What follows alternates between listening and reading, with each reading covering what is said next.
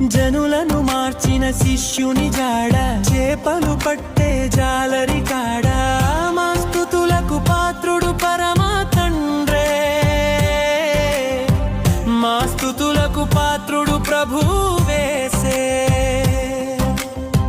మా స్తుతులకు పాత్రుడు పరిశుద్ధాత్ముడే. మా పాటలు చాలవు మా దేవా, మా ప్రాణములన్నీ నీకయ్యా. కీర్తించెద మన తండ్రిని,